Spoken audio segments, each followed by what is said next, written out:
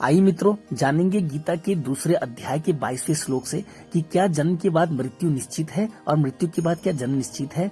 तो आइए।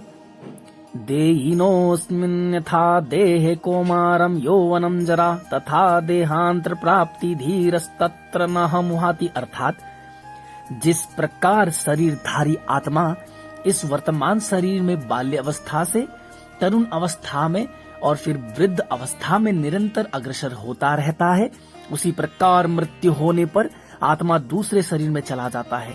धीर व्यक्ति ऐसे परिवर्तन से मोह को प्राप्त नहीं होता। हे मित्रों, आत्मा एक बूंद रूपी है, जिसका अर्थ है वो परमात्मा का ही अंश है, लेकिन परमात्मा सागर रूपी है। आत्मा यानी बूंद रूपी उस महान सागर रूपी परमात्मा से अगर मिल जाए तो उसे आत्मा का परमात्मा से मिलन कहते हैं, इसे मोक्ष भी कहते हैं। यदि जो मनुष्य किसी भी प्राणी जो विषय के भोगों में प्रकृति के गुणों के अंदर तमोगुनी और रजोगुनी कर्म कर कर निरंतर प्रयास करता है, वो जन्म और मृत्यु तक चक्रव्यूह में फंसते रहता है। जिस प्रकार मनुष्य पुराने वस्त्रों को त्याग कर नए वस्त्र धारण करता है, उसी प्रकार आत्मा पुराने तथा व्यर्थ के शरीर को त्याग कर नवीन भौतिक शरीर धारण करता है।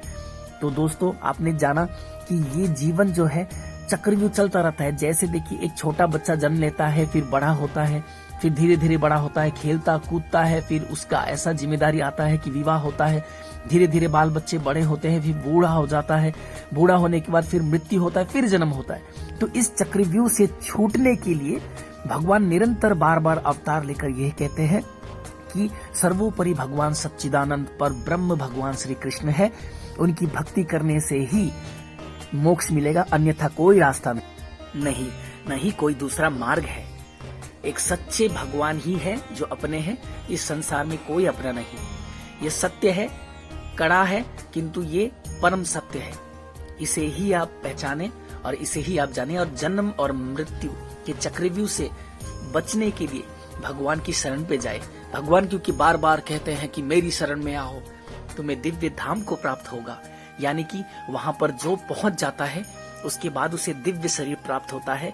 वो इस संसार में, इस मृत्यु संसार में कभी वापस नहीं आता। वो दिव्य धाम परम आनंद है। यहाँ पर आनंद नहीं है, यहाँ जो भी आनंद है वो क्षण भर के लिए है, परंतु दुख ही दुख है। मित्रों, यदि ये तत्व ज्ञान आपको पसंद लगे तो इसे अपने मित्रों को अवश्य भेजें, अवश्य शेयर करें।